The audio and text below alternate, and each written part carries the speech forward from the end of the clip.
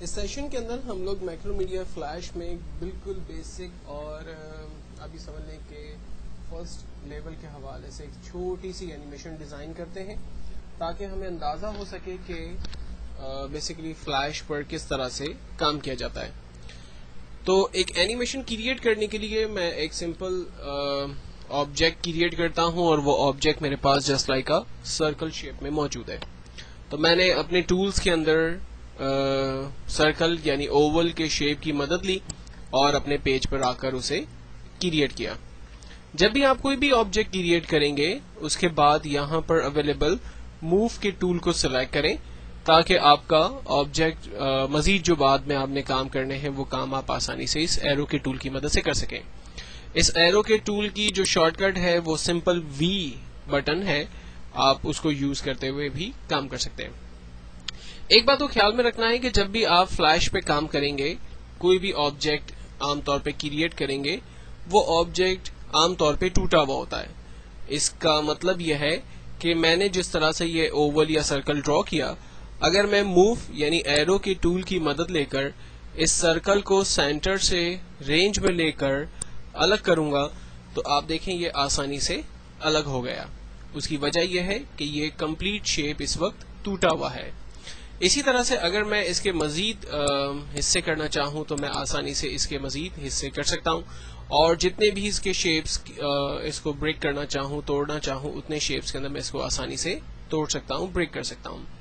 تو یہ بات بڑی کلیئر ہونی چاہیے کہ عام طور پہ آپ فلیش کے اندر جب بھی کوئی سمپل آبجیکٹ کریٹ کرتے ہیں تو وہ آبجیکٹ ٹوٹا ہوا ہوتا ہے, اور کسی بھی ٹوٹے ہوئے آبجیکٹ کو عام طور پہ ہم لوگ اینیمیشن نہیں دیتے ہیں. تو اس آبجیکٹ کو دوبارہ ٹھیک کرنے کے لیے میں انڈو کی مدد لیتا ہوں. انڈو کی مدد لینے کے لیے دو طریقے ہو سکتے ہیں.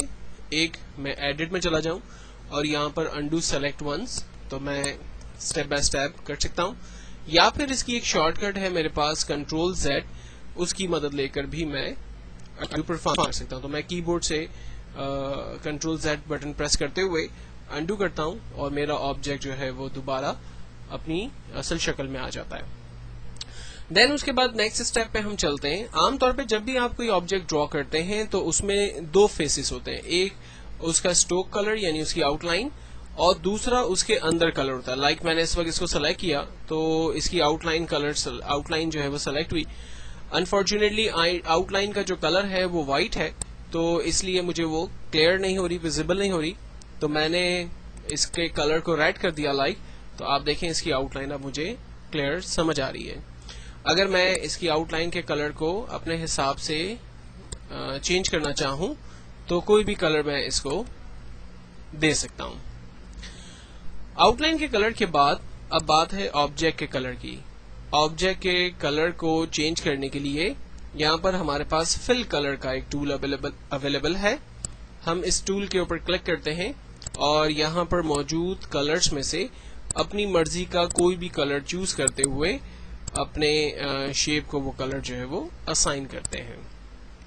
ناؤ میں نے ایک آبجیکٹ کریٹ کیا اور اپنی مرضی سے اس کی آؤٹ لائن اور اس کے اندر کلر یعنی فل کلر میں نے اسائن کر دیا, لیکن اسٹل یہ آبجیکٹ ابھی تک ٹوٹا ہوا ہے.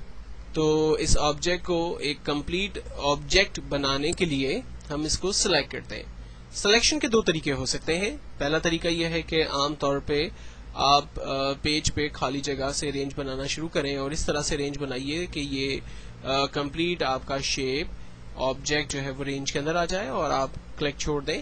اس طرح سے یہ شیپ جو ہے وہ کمپلیٹ رینج میں آ گیا. ایک طریقہ یہ ہو سکتا ہے. دوسرا طریقہ یہ ہو سکتا ہے کہ آبجیکٹ کے سینٹر میں ڈبل کلک کر دیں. جلدی ڈبل کلک کرنے سے ایک دفعہ آبجیکٹ کا فل کلر اور آبجیکٹ کی آؤٹ لائن دونوں سلیکٹ ہو گئی, یا پھر میں نے آبجیکٹ کی آؤٹ لائن پر رہتے ہوئے ڈبل کلک کیا تو آپ دیکھیں اسی طرح سے آبجیکٹ یہ سلیکٹ ہو گیا.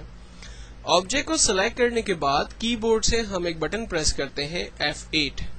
F8 کا مطلب ہے convert to symbol. Convert to symbol کی ایک پراپر کمانڈ اویلیبل ہے ماڈیفائی کے اندر. آپ ماڈیفائی کے مینیو میں جاتے ہیں اور یہاں پر کنورٹ ٹو سمبل کا آپشن اویلیبل ہے جس کی شارٹ کٹ کی میں نے آپ کو پہلے ہی بتا دی F8 ہے. کنورٹ ٹو سمبل کا مطلب یہ ہے کہ آپ اپنے آبجیکٹ کو ایک شیپ کے اندر یا ایک گرافک کے اندر یا ایک آبجیکٹ کے اندر کنورٹ کرنا چاہتے ہیں، اور اس کی وجہ یہ ہے کہ یہ آبجیکٹ ایک جگہ سے دوسری جگہ آسانی سے اینیمیٹ کر سکے. تو ایسا کرنے کے لیے میں اپنے آبجیکٹ کو پہلے گرافک کے اندر کنورٹ کروں گا. آبجیکٹ کا نام ہم اپنی مرضی سے کچھ بھی رکھ سکتے ہیں.